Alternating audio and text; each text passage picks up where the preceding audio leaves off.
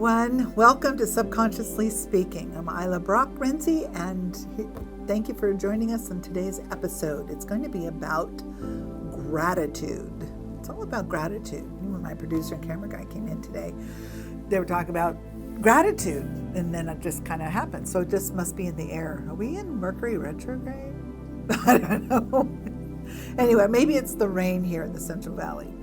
But first, before we begin, I want to tell you a quick little doodad. You ever notice how gratitude lists start off deep and meaningful? I'm grateful for my health, my family, my purpose. And then by day 3, you're like, I'm grateful DoorDash didn't forget the ranch this time. Progress, people. Gratitude's a muscle. Sometimes it just curls fries. Real gratitude isn't always spiritual. Sometimes it's just surviving Tuesday, or Wednesday in this case. All right, I'm just going to be real quick. I say that every single time. I'm going to be quick. Let's talk about gratitude. The last 2 episodes have been about grief. And I thought this would be a good segue into, kind of like you're in grief and I'm in my support group. And one of the things we've talked about is gratitude, what we can be grateful for. Try to get a heart of gratitude that starts to help heal the grief that we feel. Grief and gratitude, they work side by side. And they're 2 sides of the same human coin, if you will. One side shows what we've lost and the other shows what we've been given. And I'm given this opportunity here. Sometimes the only way to polish the coin is through tears. And let me tell you, my tears aren't gone yet. Even thinking about it, I'm getting a little choked up as it is. You can describe grief as the heavy rain that nourishes the soul of the heart, and gratitude is the first green shoot that dares to rise afterwards. I'm waiting. Though I have a lot to be grateful for. A lot to be grateful for. Grief shows us how deeply we loved, while gratitude allows us to keep loving what remains and be deeper. I got to tell you, in these 2 months my husband's been passed, so many people have shown up and have blessed. And look, see, I told you the tears don't go away yet. And maybe they will at some point, not as often. When I talk about him right now, it tears me up to look at his picture. I do. It just tears me up. Okay, so grief and gratitude both operate in subconscious as anchors. Grief anchors us to the past experience of connection. It replays what was. Gratitude anchors us into the present and into the future. It reframes what still is and what continues within us. In hypnosis terms, grief is the trance of remembering. Gratitude is the trance of renewing. So we're transforming from grief to gratitude. And sometimes when you're in grief, you don't want to be grateful. You know you should be. It's hard. It is a challenge. When the subconscious hears the language of loss, it wants to close. When it hears the language of gratitude, and you start to feel the gratitude, it starts to open. And it's opening again.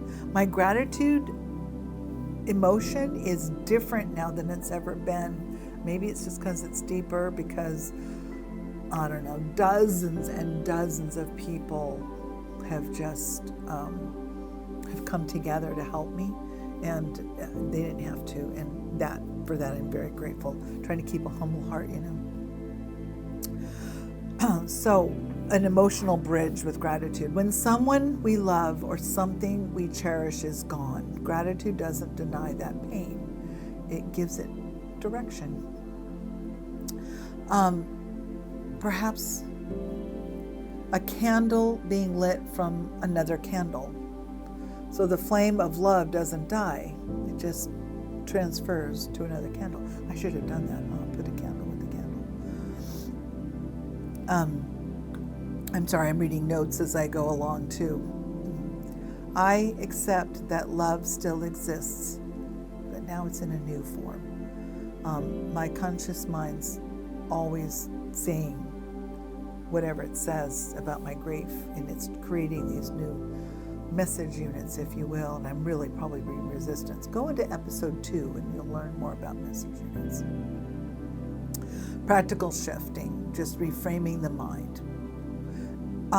Just notice where grief still lives in your body. The tightness maybe some of you have in the chest. I just have a hollow feeling in my gut.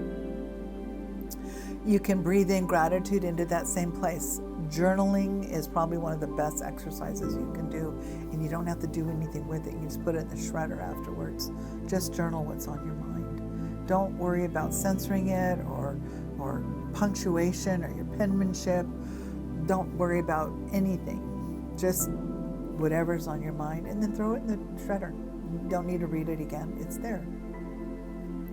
Notice what happens when you shift your inner language from I miss them so much to I'm so grateful I got to love them this deeply. The story changes. The chemistry changes. You change. I'm changing.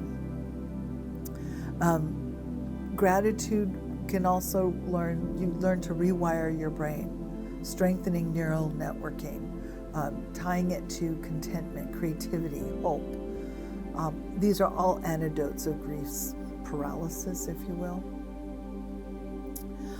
Again, I'm getting ahead of myself, but the moment you touch the memory with gratitude, it blooms. So I do have a lot more journaling. Someone packed away my journal book, so I haven't journaled. Okay, that's my excuse. That's not a very good reason. I know. I just take a scratchy old piece of paper and write on it. So practicing gratitude. Here's an idea. Make gratitude. It's like a lens. I want to encourage you to find gratitude in ordinary moments, even bittersweet ones. Every time I see the sunset, I think of the one I watched with him. I was mentioning the sunset again today, and shortly after my husband passed. The sun is going to come up tomorrow. We're going to see it tomorrow. And he's not here, although he's in a much better place. The sun's still rising in the morning. I'm thinking of, we loved watching full moons together. So when I see a full moon, that is a moment where I can have an ache, or I can create the gratitude that we had those times together. The sunset's showing up for me. The full moon is showing up for me, for you. Gratitude doesn't erase grief. It just gives it a place to rest. One of the things that I had also learned in recent months is love is grief persevering, and grief is love persevering. In the best possible ways. I know this was really short. I know, I told you it would be short. But then if I keep going, I'm just going to keep crying. I won't cry. Anyway, I want to thank you so much for joining on this episode of Subconsciously Speaking. I'm Ilah Brock Renzi, and I am the founder of Central Valley Hypnotherapy here in Visalia. I do in-person and Zoom sessions, and I'm happy to chat with you. You can go to my website at centralvalleyhypnotherapy.com, and you can call me 559-749-4803, and you'll see it in this video podcast thing.